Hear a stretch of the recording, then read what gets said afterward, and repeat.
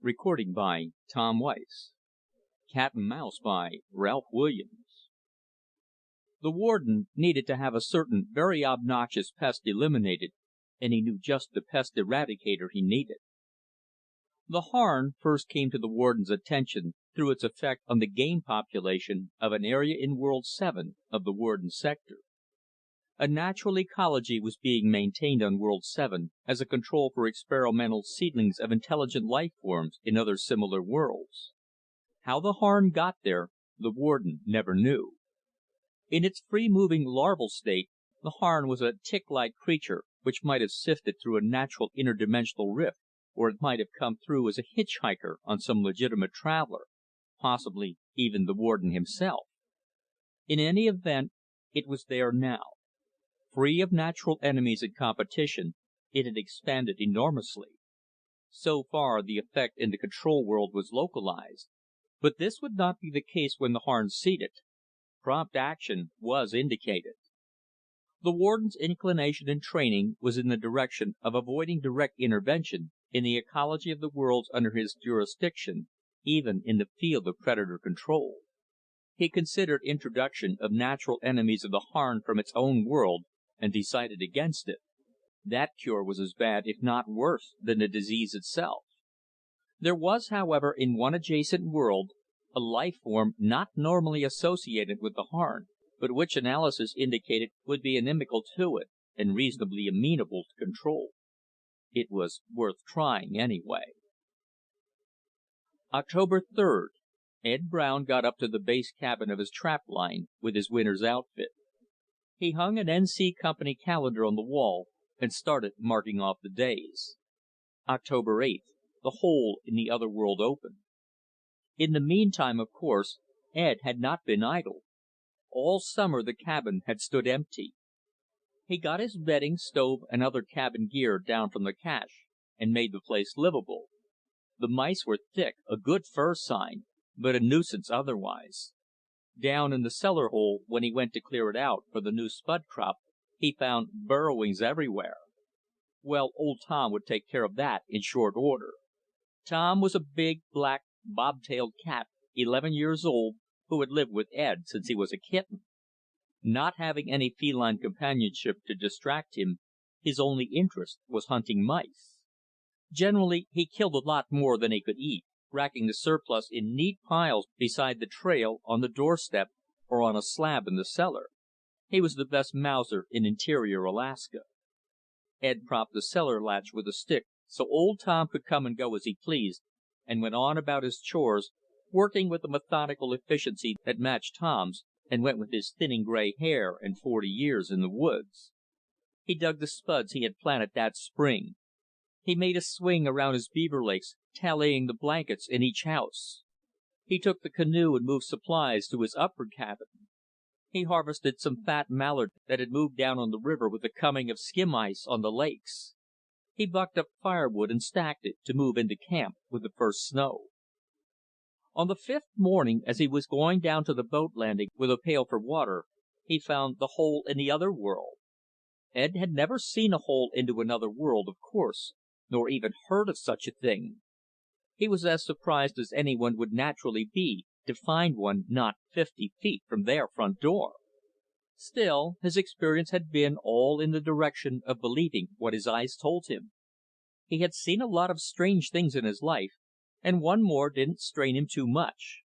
He stood stock still where he had first noticed the hole, and studied it warily. It was 2 steps off the trail to the left, right beside the old leaning birch, a rectangular piece of scenery that did not fit. It looked to be, as nearly as he could judge, about man-size, 6 by 3. At the bottom, it was easy enough to see where this world left off, and that one began. On the left side, the 2 worlds matched pretty well, but on the right side, there was a niggerhead in this world, the moss-covered relic of a centuries-old stump, while that world continued level, so that the niggerhead was neatly sliced in 2. Also, the vegetation was different, mossy on this side, grassy on that. On up around the hole, though, it was harder to tell. There was no clear-cut line, just the difference in what you could see through it. In the other world, the ground seemed to fall away, with low scrubby brush in the foreground. Then, a mile or so away, there were rising hills with hardwood forests of some kind, still green with summer, covering them. Ed stepped cautiously to one side. The view through the hole narrowed, as if it faced the trail squarely. He edged around the old birch to get behind it, and from that side there was no hole, just the same old Alaskan scenery, birch and rose bushes and spruce. From the front, though, it was still there.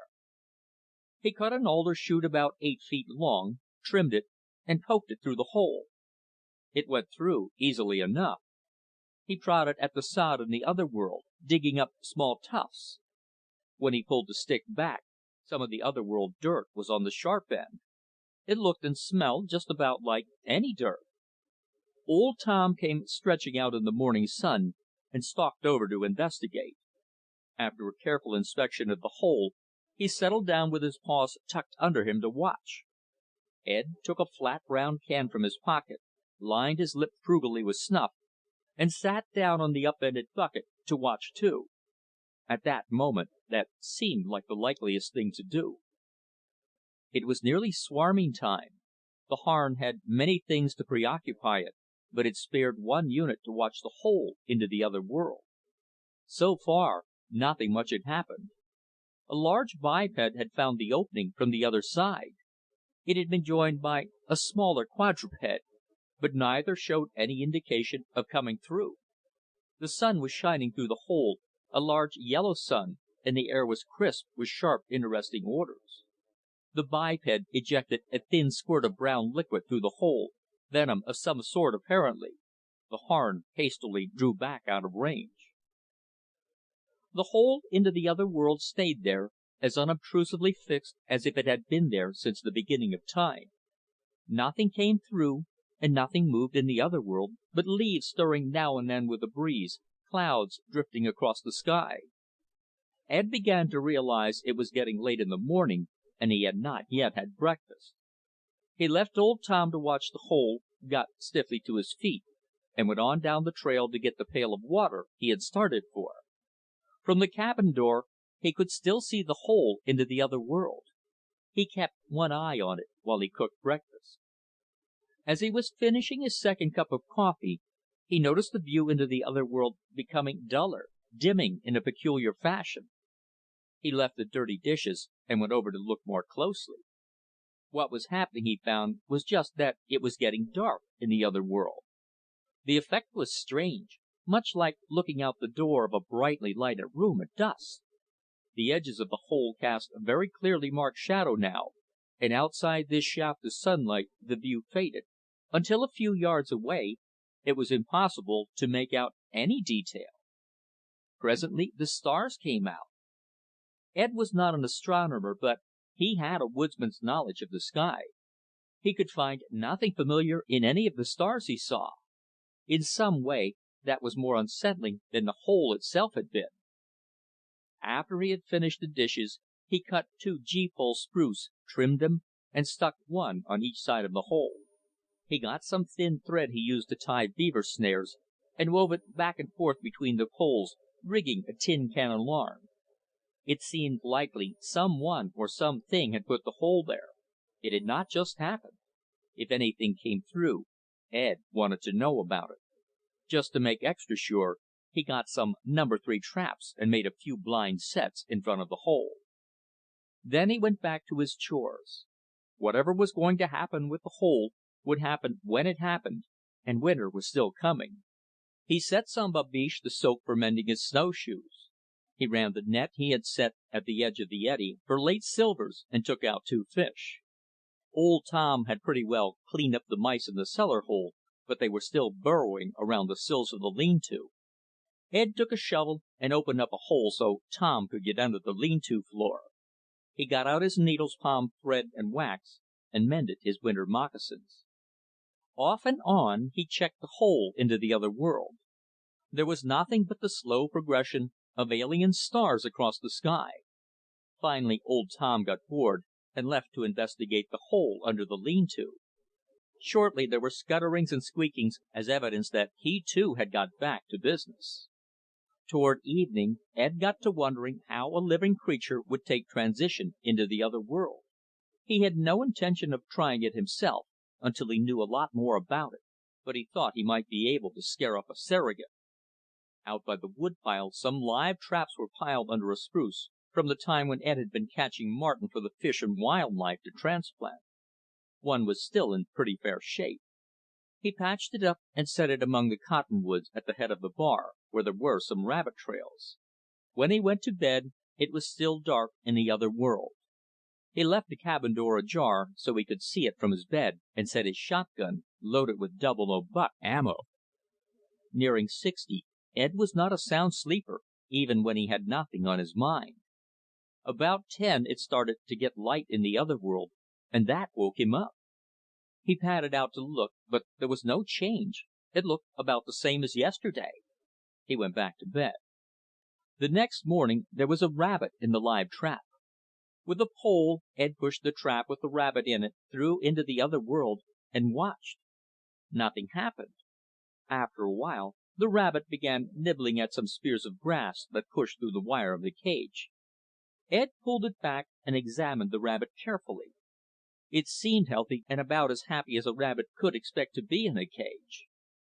It did not get dark in the other world till about noon that day, and about 7, when it was dark in both worlds, Ed heard the jangle of the tin can alarm, followed by the snap of one of the sealed traps. He took a flashlight and found a small hoofed animal, hardly bigger than Old Tom, rearing and bucking with a broken leg in the trap. It had sharp little spike horns, only a few inches long, but mean. Ed got several painful jabs before he got the animal tied up and out of the trap. He restrung the alarm, then took his catch into the cabin to examine. It was herbivorous and adult, from the looks of its teeth and hoofs, though it weighed only about 15 pounds. As an approximation, Ed decided it was a female. When he killed it and opened it up, at first glance it looked reasonably familiar. On closer study, less so. The blood, anyway, was red, not blue or yellow or green, and the bones were bones, just odd shaped. Ed cut off a slice of heart and tossed it to Old Tom. The cat sniffed it dubiously, and then decided he liked it. He meowed for more. Ed gave it to him and fried a small sliver of ham. It smelled and tasted fine, but Ed contented himself with a single delicate nibble, pending further developments. Anyway, it was beginning to look like a little exploration would be feasible. The Harn, also, was well satisfied with the way things were going. It had been a strain to pass up the juicy little quadruped in the cage, but the inhabitants of the other world seemed shy, and the Harn did not wish to frighten them. At least, it knew now that life could come through the hole, and the small herbivore it had herded through confirmed that passage in the opposite direction was equally possible, plus a gratis demonstration of the other world's pitiful defenses. At swarming time, the whole new world would be open to embryo Harn, as well as this world it presently occupied. It looked like a really notable swarming. The Harn butted 3 more planters on the forcing stem to be ready to take full advantage of it. It got light in the other world at 1 in the morning that night. Ed had the days there pretty well pegged now. They were roughly 27 hours, of which about 13 hours were dark. Not too high a latitude, apparently, and probably late summer by the looks of the vegetation. He got up a little before daylight and looked at the rabbit and Old Tom. Both seemed to be doing nicely. Old Tom was hungry for more other-world meat. Ed gave it to him and made up a light pack. After some thought, he took the .450 bear gun he used for backup when guiding. Whatever he ran into over there, the .450, a Model 71 throwing a 400-grain slug at 2,100 feet per second, should handle it. The first step through into the other world was a queasy one, but it turned out to be much the same as any other step. The only difference was that now he was in the other world looking back. From this side, the niggerhead at the threshold was sliced sharply, but it had been kicked down a little when he came through, and what with shoving the cage through and pulling it back, so that some clods of moss and dirt were scattered in the other world. For some reason, that made Ed feel better. It seemed to make the joining of the two worlds a little more permanent. Still, it had come sudden, and it might go sudden. Ed went back into his own world and got an ax, a saw, more ammunition, salt, a heavy sleeping robe, a few other possibles. He brought them through and piled them into the other world, covering them with a scrap of old tarp. He cut a couple of poles, peeled them, and stuck them in the ground to mark the hole from this side. Then he looked around. He stood on the shoulder of a hill, in a game trail that ran down toward a stream below, in what seemed to be a fairly recent burn. There were charred stumps, and the growth was small stuff, with some saplings pushing up through. There was timber in the valley below, though, and on the hills beyond, deciduous, somewhat like oak. South was where East had been in his own world, and the sun seemed smaller but brighter. The sky was a very dark blue. He seemed lighter in this world. There was a spring in his step he had not known for 20 years. He looked at his compass. It checked with the direction of the sun. He studied the trail. It had seen a lot of use, but less in recent weeks. There were sharp hoof prints of the animal he had caught, larger hoof prints, vague pad marks of various sizes, but nothing that looked human. The trail went under a charred tree trunk at a height that was not comfortable for a man, and the spacing of the steps around the gnarled roots of an old stump did not fit a man's stride. He did not notice the Harn creature at all, which was understandable. It was well camouflaged. He worked circumspectly down the trail, staying a little off of it, studying tracks and droppings, noticing evidences of browsing on the shrubs, mostly old, pausing to examine tufts of hair and an occasional feather. Halfway down the slope, he flushed a bird about ptarmigan size, grayish-brown in color. The trail was more marked where it went into the timber. It wound through the trees for a few hundred yards and came out on a canoe-sized stream. Here it forked. One trail crossed the stream and went up the hill on the other side. The other followed the stream up the valley. The Harn followed Ed's movements, observing carefully. It needed a specimen from the other world, and this biped would serve nicely, but it might as well learn as much as possible about him first. It could always pick him up some time before he returned to his own world. Just to make sure, it sent a stinging unit to guard the entrance. All his life, except for the short period in France, Ed had been a hunter, never hunted. Still, you don't grow old in the woods by jumping without looking. Coming into a new situation, he was wary as an old wolf. There was a little shoulder right above the fork in the trail. He stood there for several minutes, looking things over, and then went down and crossed the stream at the next riffle above the ford. By doing so, although he did not know it, he missed the trap the Harn maintained at the ford for chance passers-by. On the other side of the creek, the trail ran angling off downstream, skirted a small lake hidden in the trees, climbed over another low shoulder, and dropped into a second valley. As Ed followed along it, he began to notice a few more signs of life. Birds, small scurriers on the ground and in the tree tops, and this set him thinking. The country had a picked-over feel to it, a hunted and trapped-out feel, worse where he had first come through, but still noticeable here. The Harn did not like to cross water. It could, but it did not like to. Ed looked at the sun. It was getting down in the sky. If there was any activity at all around here, the ford at dusk would be as likely a place as any to find it. He worked back along the ridge to a point above where he judged the ford to be. The breeze was drawing up the valley, but favoring the other side a little. He dropped down and crossed the stream a quarter-mile above the ford, climbed well above the trail, and worked along the hillside until he was in a position where he could watch both the ford and the fork in the trail. He squatted down against a tree in a comfortable position, laid his gun across his knees, and rummaged in his pack for the cold flapjacks, wrapped around slices of duck breast, which he had packed for lunch. After he had finished eating, he drank from his canteen. The water in this world might be good. It might not. There was no point in taking chances till he could try it on the cat, and took an economical chew of snuff. He settled back to wait. The Harn had lost Ed after he crossed the creek. It used the fallen tree quite a way further up for its own crossing, and did not pick him up again just before he crossed back. Now, however, he had been immobile for several minutes. This looked like about as good a time as any to make the pickup. The Harn had a stinging unit just about positioned, and it had dispatched a carrier to stand by. After a while sitting there, Ed began to feel uneasy.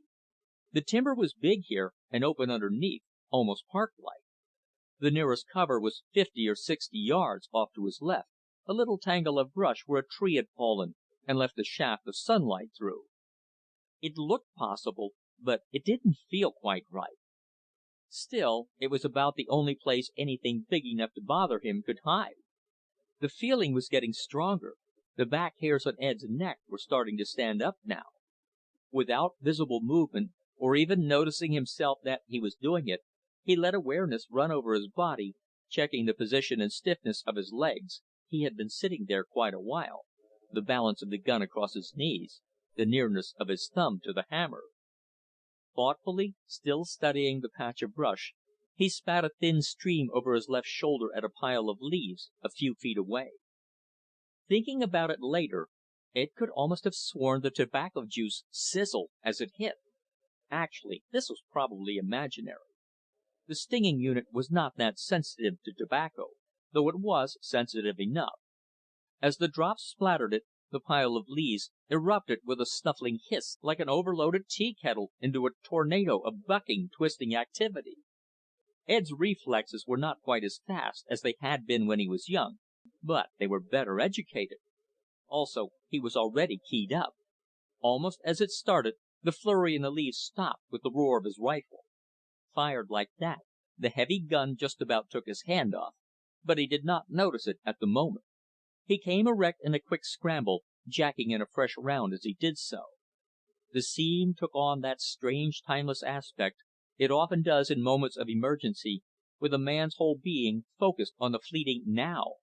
You know, in an academic sort of way, that things are moving fast, you are moving fast, but there seems plenty of time to make decisions, to look things over and decide what has to be done, to move precisely, with minimum effort and maximum effect. Whatever the thing at his feet was, it was out of the picture now. It had not even twitched after the heavy bullet tore through it. There was a stomping rush in the little thicket he had been watching. Ed took 2 long, quick steps to one side to clear a couple of trees, threw up the gun, and fired as something flashed across a thin spot in the brush. He heard the whack of a bullet in the flesh, and fired again. Ordinarily, he did not like to shoot at things he could not see clearly, but this did not seem the time to be overly finicky. There was no further movement in the brush. He stood there several long moments, listening, and there was no further movement anywhere. He eased the hammer down, fed in 3 rounds to replace those he had used, and walked slowly back to the first thing he had shot. At that range, the bullet had not opened up, but it had not needed to. It had practically exploded the creature anyway. The .450 has 2 tons of striking energy at the muzzle. From what was left, Ed deduced a smallish, rabbit-sized thing, smooth-skinned, muscular, many-legged, flattish, mottled to camouflage perfectly in the leaves. There was a head at one end, mostly undamaged, since it had been at the end of a long, muscular neck, with a pair of glazing, beady eyes, and a surprisingly small mouth. When Ed pressed on the muscles at the base of the skull, the mouth gaped roundly, and a 2-inch-long spine slid smoothly out of an inconspicuous slot just below it. At middling distances or better, Ed could still see as well as ever, but close up he needed help. He got out his pocket magnifier and studied the spine. It looked hollow, grooved back for a distance from the point. A drop of milky-looking substance trembled on its tip. Ed nodded thoughtfully to himself. This was what had made him uneasy, he was pretty sure. What was the thing in the brush, then? Innocent bystander? He got stiffly to his feet, conscious now of the ache in his wrist that had taken most of the recoil of the first shot, the torn web between his right thumb and forefinger where the hammer spur had bitten in, and walked over to the thicket. The thing in the brush was larger, quite a bit larger, and the bullets had not torn it up so badly.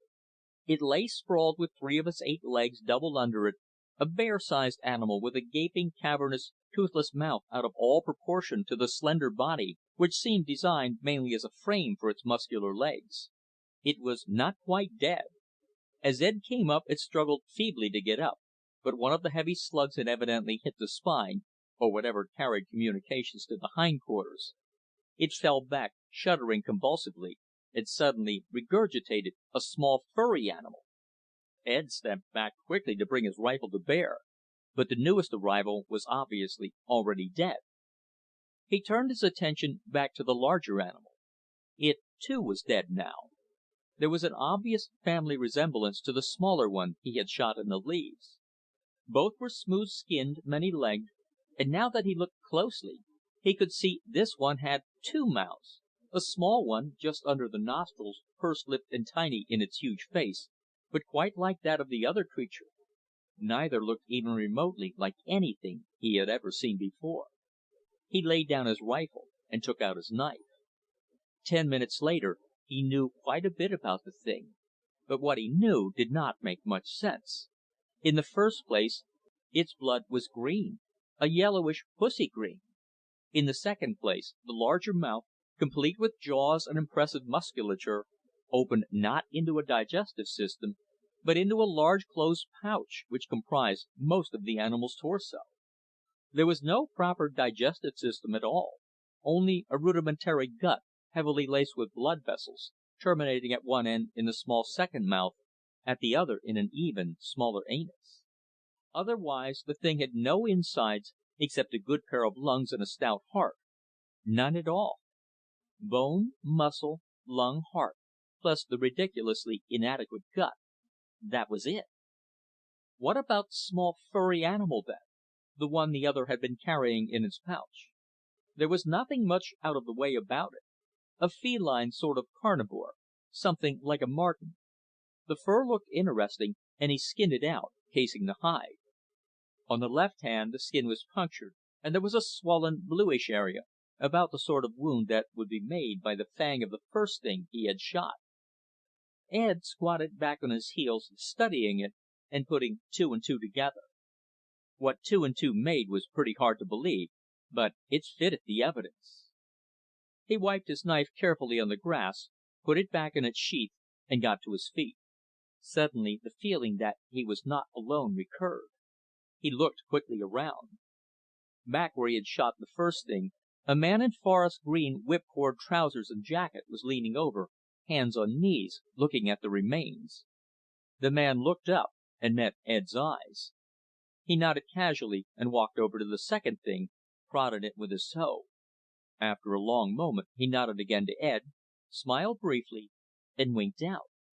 Ed stared at the empty air where the other man had been, mouth open. It was just a little too much. A lot of things had happened to him in the last few days. He had been able to take most of them more or less as they came along, but after all, he wasn't a chicken any more. He was pushing 60, and there is a limit to what a man should have to put up with at that age. The thought of his snug cabin with a good fire going, moose meat bubbling in the pot, the gas lantern hissing, and the bottle of Hudson's Bay rum he had tucked under the eaves against just such an occasion as this, was suddenly very appealing.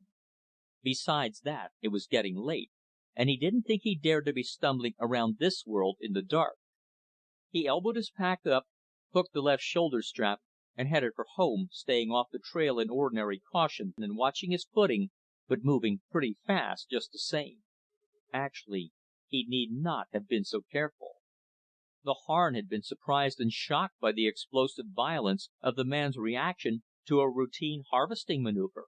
It was a relatively young Harn, but it retained memories of its own world where there were also nasty, violent things which killed Harn.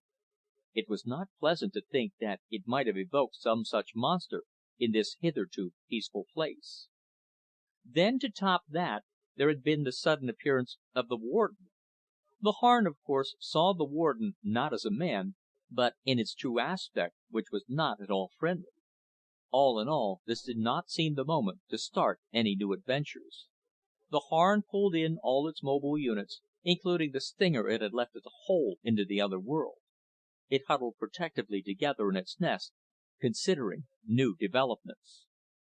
By 10 that evening, Ed, in conference with old Tom and the bottle of Hudson's Bay, had done considerable hard thinking, pro and con. Of course, he didn't have to go into the other world just because the hole was there. He could block it off, seal it up with timbers, and forget it. He sat there and thought about this, absently smoothing the strange fur on his knee. For an old-timer like himself, things weren't too hot in this world. Fur didn't bring much of a price any more, and he couldn't get it in as he had when he was younger. His wants were simple, but there was a certain rock-bottom minimum he had to have. Too, the winters were starting to bother him a little. The arthritis in his hands was getting worse every year, times he hardly had the strength in his left hand, which was the worst to hold an axe. Another 5-10 years, and it would be the pioneer's home for him, if he did not get stove up or sick sooner and die right here in the cabin, too helpless to cut wood for the fire. He had helped bury enough others, bed and all, when they didn't come down the river at break up, and somebody had to go up and look for them to know it was possible. The other world was milder. It had game and fur. Good fur, too, from the looks of it. Something new that could lick any mutation or synthetic on the market. And the income tax had still left a few fellows who could pay through the nose to see their women look nice. And the country was new. He'd never thought he'd have a crack at a new country again, a new, good country. Often he thought how lucky people had been who were born 150 years ago, moving into an easy, rich country like the Ohio or Kentucky when it was new, instead of the bitter North. The Harn would be a nuisance. Ed did not think of it as the Harn, of course, but just as they. But he supposed he could find a way to clean them out. A man generally could if varmints got troublesome enough. And the man at Forest Green Whipcord, well, he could have been just an hallucination. Ed did not really believe in hallucinations, but he had heard about them, and there was always a first sign. Ed sighed, looked at the clock, measured the bottle with his eye, still better than 3/4 full. All in all, he guessed, he'd leave the door into the other world open. He put old Tom out and went to bed. The first order of business seemed to be to get better acquainted with the Harn, and first thing in the morning, he set about it. He took the rabbit out of the live box and tethered it in a spot in the other world close to the hole, where raw earth had been exposed by a big blowdown, sweeping the ground afterward to clear it of tracks. Getting better acquainted with Harn, though, did not mean he had to have it come in and crawl in bed with him. Before going to bed the night before, he had set half a can of snuff to steep in some water. He loaded a big gun with this and sprayed the ground around the hole in the other world. From the reaction yesterday, he judged the stinging unit did not like tobacco juice, and this should discourage them from coming through. He checked his bear snares and found 3 in good enough shape to satisfy him. The large Harn beast, he suspected, would be about like a grizzly to hold. 3 would hardly be enough for a serious trapping program. Ed made his own snares from old aircraft control cable, using a lock of his own devising, which slid smoothly and cinched down tight and permanently. He got out his roll of wire and box of locks, and started making up some more, sitting where he could watch the rabbit he had staked out. By the middle of the afternoon, the snares were done, but there had been no action with the rabbit, nor was there for the rest of the day. In the morning, though, it was gone. There were 3 new sets of tracks in the bare spot. 2 smaller ones, either of which would have fitted the stinging unit, and what looked like a carrier's. The action was clear enough. The small things had prowled around the rabbit for some time, stopping frequently as if uncertain and suspicious. Finally, one had moved in with a little flurry of action when it met the rabbit. Then it moved back and squatted again. The big tracks came directly to the rabbit and went right out again. They were heavy enough to be clear in the grass beyond the bare spot. Ed went back to the cabin and rummaged till he found a pair of snake-proof pants a stateside sport had once given him. heavy duck with an inner lining of woven wire. They were heavy and uncomfortable to wear, and about as useless as wings on a pig in Alaska, where there are no snakes. But they had been brand new and expensive when given to him, and he had put them away, thinking vaguely he might find a use for them some day. It looked like that day might be now. He slipped them on, took his rifle and hunting pack, and set out to follow the animal that had taken the rabbit. The trail showed well in the morning dew, going straight away along the hillside as if the thing were headed for some place definite. Ed followed along for a quarter-mile or so, then found himself on a fairly well-beaten path, which presently joined another, and then another, till it was a definitely well-used trail. It began to look to him like the thing might have a den of some sort, and he might be getting pretty close to it. He left the trail and climbed up into a lone tall tree, fire-scorched but still struggling for life.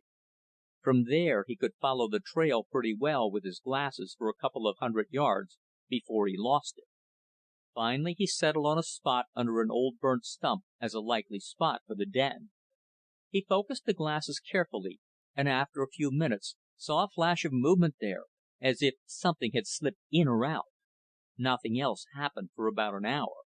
Then the grass along one of the trails began to wave, and a large beast, similar to the one he had shot, trotted into sight. It slipped in under the stump and disappeared. For the rest of the morning, nothing went in or out. There was a very good reason for this, and Ed was it. All night and day, after he shot the stinging unit and the carrier unit, the Harn had stayed in its nest. By the second evening, it was getting hungry. It ventured out and found a few morsels, but the organized hunting network it ordinarily maintained had been disrupted, it had lost track of things, and the pickings were poor. Then it stumbled on the rabbit Ed had staked out. Its first impulse was to leave the rabbit strictly alone. In spite of its early promise, the other world had so far given nothing but trouble. On the other hand, the rabbit was meat, and very good meat by the smell and looks of it. The Harn kept its observation unit prowling irresolutely around the target for half the night before it finally gave in to appetite and sent in a stinger to finish the rabbit off, a carrier to pick it up. It was still uneasy about this when it noticed Ed near the nest the next morning, confirming its fears. It promptly broke up the net it had been reestablishing and pulled all units back in. Maybe if it left him strictly alone, he might still go on about his business, whatever that was, and let the Harn get back to its harvesting. By noon, Ed was getting pretty stiff, sitting in the tree. He climbed down and eased over toward the stump, watching where he set his feet. He was pretty sure the snake-proof pants would stop the stingers, but he saw no point in putting them to the test until he had to. About 50 yards away, he got a good view, and it did look like there might be a sizable hole under the stump. He studied it carefully with the glasses. There was a smooth, beaten mound in front, and exposed roots were worn slick. As he got closer, he noticed an unpleasant smell, and near the mouth of the den he got a sudden whiff that almost gagged him, a sour, acid carrion stink like a buzzard's nest. He moved back a little. The hole was wide and fairly high, 2 or 3 feet, but too dark to see back into. Still, he had a sense of something stirring there, not too far back. Ed had considerable respect for caves and dens with unseen occupants. He had once helped carry in the bodies of 2 men who had poked a stick into a spring grizzly's den. At the same time, he wanted pretty badly to know what was in there. He suspected there was a good deal more than what he had already seen. The bug gun, loaded with tobacco juice, was in his pack, and a flashlight, a small light one designed for a lady's purse, which he always carried when away from camp. He got them out and leaned his rifle against a root sticking out just to the left of the den. Taking the bug gun in his left hand and the flashlight in his right, he stooped over to shine the light in, keeping as well clear of the entrance as possible. All in all, he must have got about a 5-second look, which is a lot longer than it sounds when things are happening. His first impression was a jumble: eyes, scurrying movement, and bulk. Then things started to shape up. About 10 feet back from the entrance was a huge, flattish, naked, scabrous bulk, pimpled with finger-sized teats. Clustered around and behind this were a tangle of slinging units, carrier units, observation units. Some had their mouths fixed to teats. For a long second or two, the scene stayed frozen. Then the front edge of the bulk split and began to gape. Ed found himself looking down a manhole-sized gullet into a shallow pool of slime with bits of bone sticking up here and there. Toward the near end, a soggy mass of fur that might have been the rabbit seemed to be visibly melting down. At the same moment, the tangle of lesser monsters sorted themselves out, and a wave of stingers came boiling out at him. Ed dropped the flashlight, gave 2 mighty pumps of the bug gun, and jumped clear of the entrance. For a moment, the den mouth boiled with stingers, hissing and bucking in agony. Ed sprayed them heavily again, snatched up his rifle, and ran, looking back over his shoulder. The stingers showed no inclination to follow, though the tobacco juice seemed to be keeping them well occupied for the moment. Halfway home, Ed had to stop and rest for a moment, while he took a spell of shuddering and gagging, as a sudden picture of the slimy gullet came into his mind, with Ed Brown laying where the rabbit had been, melting down into a stinky soup of bones and gobbets of flesh. When he got to the hole, his arrangement of tin cans, traps, and tobacco juice no longer looked nearly as secure as it had. He got his ax and cut 2 stout posts, framing the hole, built a stout slab door, and hung it from them. Then he drove stakes close together at the threshold to foil any attempts to dig under, and trimmed a sill tight to the door. His feeling in this matter, as it happened, was sound. The Harn were beginning to develop a pretty strong dislike for Ed Brown. 3 of its stinging units were dead, and most of the rest were in poor shape, thanks to the tobacco spray. It had got a little whiff of the stuff itself, not enough to do any serious damage ordinarily, but right now, so close to swarming time, Ed was going to have to go. So far, in this world, the Harn had needed only the 3 basic types of mobile units. There were other standard types, however, for dealing with more complicated situations. As it happened, a couple of carrier embryos were at just about the right stage. With a little forcing, they could be brought on in not too long a time. Meanwhile, the Harn would do what it could with the material available. When Ed came through the next day to set his snares, the Harn was prepared to test his snake-proof pants. They held, which was disconcerting to the Harn, but it was a hard creature to convince, once thoroughly aroused. Ed was not too sure of how well the pants would stand up to persistent assault himself. After the 3rd ambush, he took to spraying suspicious-looking spots with tobacco juice. He shot 2 more stingers in this way, but it slowed him up quite a bit. It took him all day to make 4 sets. In the next 3 days, he made a dozen sets and caught 2 carriers. Then, the 4th day, as he adjusted a snare, a seeming root suddenly came to life and slashed at his hand. He was wearing gloves to keep the scent from the snares, and the fang caught the glove and just grazed the ball of his left thumb. The hatchet he had been using to cut a toggle was lying by his knee. He snatched it up and chopped the stinger before it could strike again, then yanked off the glove and looked at his hand. A thin scratch, beaded with drops of blood, showed on the flesh. Unhesitatingly, he drew the razor edge of the hatchet across it, sucked and spat again and again. Then he started for home. He barely made it. By the time he got to the hole, he was a very sick man. He latched the door, stumbled into the cabin, and fell on the bed.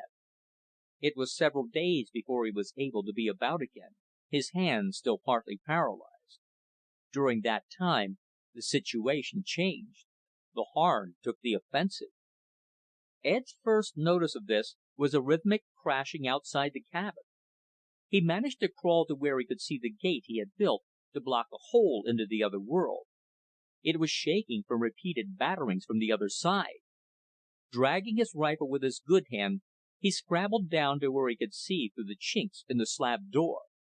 2 of the carrier units were there, taking turns slamming their full weight against it. He had built that gate skookum, but not to take something like that. He noted carefully when they were hitting it, then backed off 20 feet and laid the .450 across a log. He let them hit the door twice more to get the timing before he loosed off a shot at the moment of impact. The battering stopped abruptly, and through the chinks he could see a bulk piled against the gate. For a while, there was no more action.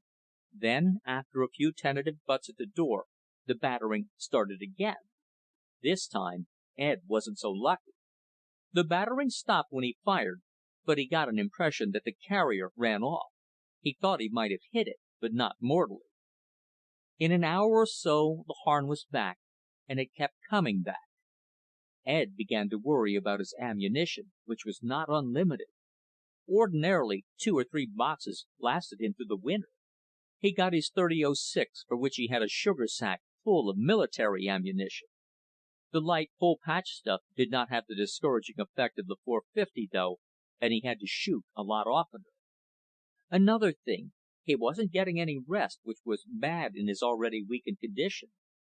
Every time he dozed off, the battering would start again, and he would have to wake up and snap a few shots through the door.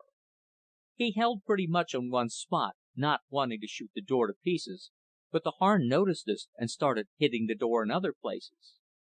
The second day of the attack, the door came down. It had been pretty shaky for some time, and Ed had got the cabin ready for a siege, filling butter kegs with water and nailing up the windows. As the Harn poured through, he shot several and then broke for the cabin. A carrier ran at him full tilt, bent on bowling him over. Once off his feet, he would have been easy meat for one of the stingers. He sidestepped, swung his shotgun up in one hand, he had kept it handy for the close fighting, and blew the carrier's spine in half. He had to kick it aside to slam the cabin door. For a few minutes, then, things were pretty hectic. Ed went from one to another of the loopholes he had cut, blasting first with the shotgun as the Harn crowded around, then using the .30 as they grew more cautious. After the first rush, it was obvious to the Harn that the cabin was going to be a tough nut to crack. On the other hand, there was no rush about it either. Necessarily, it had let its hunting go the past several days, while it concentrated on Ed. It was pretty hungry, and it was in rich pickings now. Ed had always kept from disturbing game close to the cabin, partly because he liked to see it around, and partly because he had an idea that some day he might be in a fix where he couldn't travel very well, and would want meat close to hand. The Harn felt no such compunctions. The stinging units spread through the woods, and shortly a steady procession of loaded carriers began to stream back through the hole.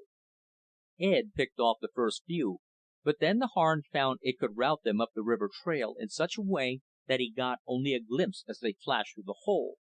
After that, he did not hit very many. Ed stopped shooting. He was getting short on ammunition for the .30 now, too. He counted up.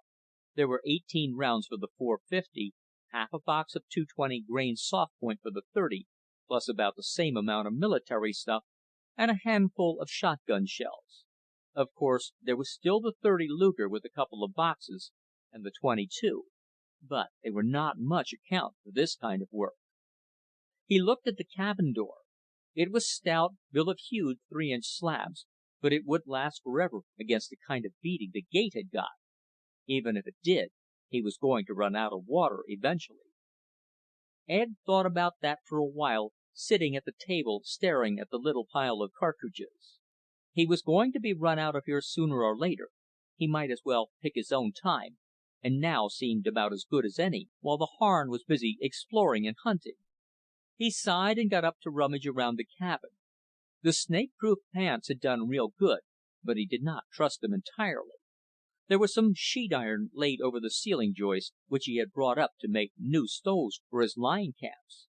He got this down and cut it into small pieces.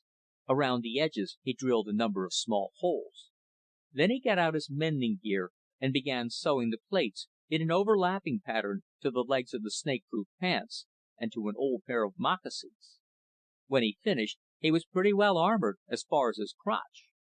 It was an awkward outfit to move around in, but as long as he was able to stay on his feet, he figured he would be reasonably secure from the stingers. As for the bigger ones, he would just have to depend on seeing them first, and the .450. Next, he needed some gasoline. The fuel cache was under a big spruce, about 20 yards from the door. He made the round of his loopholes. There were no Harn in sight. They were apparently ignoring him for now. He slipped out the door, closing it securely behind him, and started for the cache. As he stepped out, a stinger came from under the sill log and lashed at his foot. He killed it with the axe beside the door, saving a cartridge, and went on, walking fairly fast, but planting his feet carefully, a little awkward in his armor. He picked up a 5-gallon can of gas, a quart of motor oil, and the 20 feet of garden hose he used for siphoning gas down the bank to the boat. On the way back, another stinger hit him. He kicked it aside, not wanting to set down his load, and it came at him again and again. Just outside the door, he finally caught it under a heel and methodically trampled it to death. Then he snatched open the door, tossed the stuff inside, and pulled it quickly shut behind him. So far, good enough. He lashed the gas can solidly to his packboard, slipped the end of the hose into the flexible spout, and wired it tight. Then he cut up an old wool undershirt and wrapped the pieces around miscellaneous junk, old nuts and bolts, chunks of lead line, anything to make up half a dozen packages of good throwing heft. He soaked these in oil and stowed them in a musette bag which he snapped to the D-rings of the pack. One of the metal plates on his moccasin was hanging by a thread. Probably he had torn it loose in the scuffle at the door. They weren't going to take too much kicking and banging around, he could see, and once he was on his way, it wouldn't be a very good idea to be caught bending over with his bare hands at ground level to fix them. On the other hand, he couldn't be using all his cartridges on the stingers either. He had to save them for the carriers. He thought about this some while mending the moccasin, and decided to take the bug gun. It might not kill the stingers, but it ought to discourage them enough so they wouldn't keep pestering him. With his bad left arm, he had trouble getting the pack on his back. He finally managed by swinging it up on the table first. It was not too much of a load, 40 or 50 pounds, he guessed. Still, shaky as he was, it was about as much as he could manage. He had intended to just try it on for size, but after he got up he thought, well, why not now? He picked up the .450, stowed the extra cartridges in his pocket, checked to make sure he had matches, hung the bug gun on his belt, and opened the door. It was just getting dusk, but the other world was in broad daylight. The days and nights were almost completely reversed again. As he stepped through the hole, the first stinger struck. He gave it a good squirt of tobacco juice. It went bucking and twisting off, and he went on, stepping carefully and solidly. Luckily, most of the Harn were foraging in the new world. 2 more stingers ambushed him, but the tobacco juice got rid of them, and he had no serious trouble till he got close to the den. 2 carriers came out and rushed him there. He shot them both, and then killed the stinger that was pecking at his shins. He moved quickly now. He had an idea that in about a minute all hell would break loose. He swung the pack down on the uphill side of the den, wet the musette bag with a quick spray of gas, tossed it over his shoulder, jammed the free end of the hose into the den mouth, and stabbed the can with his knife to vent it. As the gas poured into the den, he lit one of his oil and gas-soaked bombs and ran around in front, lighting one after another from the one in his hand, and tossing them into the den. The musette bag caught fire, and he snatched it from his shoulder and tossed it after the bombs. A woof, and a sheet of flame blew out. About 50 yards away, there was a slender popple-like tree. Ed had thought if he could make that, he would be reasonably secure while the Harn burned. He ran for it as hard as he could, beating at the flames that had spattered on him from the burning gas, but he never made it. Harn were erupting everywhere. A carrier suddenly came charging out of the brush to his left. While Ed dealt with that one, the Harn played its ace in the hole. The 2 special units it had been developing to deal with Ed were not quite done yet, but they were done enough to work for the few minutes the Harn needed them. Ed heard a coughing grunt behind him, and spun around to see something new crawling out of the flame and smoke at the den entrance. This one was a roughly carrier-shaped creature, but half again as large, built for killing. It had powerful fanged jaws, and its 8 feet were armed with knife-like, disemboweling claws. As it came at Ed in a lumbering rush, another came crawling out after it. Ed shot 4 times as fast as he could work the action. The heavy slugs did the job, but not quite well enough. With its dying lunge, the thing got to him and tossed him 10 feet like a rag doll. He lit on his bad hand and felt the wrist bones go. As he struggled to get up, digging his elbow in, and using one hand, he saw a stinger darting in at him. He had lost both the bug gun and his rifle when the fighting unit swiped him. He swiveled on his hips and kicked the stinger away. Then he saw the second fighting unit coming. He forgot about the stinger. It still might get to him, but if it did, it would be too late to matter. He drew his knife, managed to get to one knee, and crouched there like an old gray rat, stubbly lips drawn back from worn teeth in a grin of pain and rage. This was one he wasn't going to win, he guessed. 10 feet away, the fighting unit suddenly ran down like a clockwork toy. It toppled over, skidded past him under its own momentum, and lay there, kicking spasmodically. Ed glared at it uncomprehendingly. It arched its neck back to almost touch its haunches, stiffened, and was still. Ed looked around. The stinger was dead too, 3 feet from his shoulder, and half a dozen more which had been making for him. A cloud of greasy, stinking smoke was rolling out of the den. The Harn was dead. Ed put his knife away and lay back. He did not quite pass out, but things got pretty dim. After a while, he got hold of himself and sat up. He was not too surprised to see the man in forest green prodding at the bodies of the fighting units. The stranger looked at the smoke still oozing from the den, and nodded approvingly. Then he came over and looked at Ed. He clacked his tongue in concern and bent over, touching Ed's wrist. Ed noticed there was now a cast on it, and it didn't hurt so much. There was also a plastic binding around his ribs and shoulder, where the claws of the first fighter had raked as it tossed him. That was a mighty neat trick, because the rags of his shirt were still buttoned around him, and he was pretty sure it had not been off at any time. The stranger smiled at Ed, patted him on the shoulder, and disappeared. He seemed to be a busy sort of fellow, Ed thought, with not much time for visiting. Ed felt quite a bit better now, enough better to gather up what was left of his gear and start home. He was glad to find old Tom waiting for him there. The cat had taken to the woods when the attack on the gate first started. He didn't like shooting, and Ed had worried that the Harn might have got him. Ed slept till noon the next day, got up, and cooked a dozen flapjacks and a pound of bacon. After breakfast, he sat around for an hour or so drinking coffee. Then he spent the rest of the afternoon puttering around the cabin. He packed away the snake-proof pants, disassembled the flamethrower, picked up the traps by the hole. Old Tom seemed to have pretty well cleaned up the mice under the lean-to. Ed took a shovel and filled in the hole he had dug for the cat to get at them. He went to bed early. Tomorrow he would take a long hike around the new world, scout out the fur and game, plant his trap line, and pick cabin sites. The next morning, though, the hole into the other world was gone.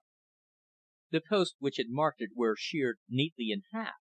The remains of the door still hung there, battered and sagging, but it swung open on nothing but Alaska. When Ed stepped through, he found himself standing beside the old leaning birch. He tried it several times before he convinced himself. He walked slowly back toward the cabin, feeling old and uncertain, not quite knowing what to do with himself. Old Tom was over by the lean-to, sniffing and pawing tentatively at the fresh earth where Ed had filled in the hole.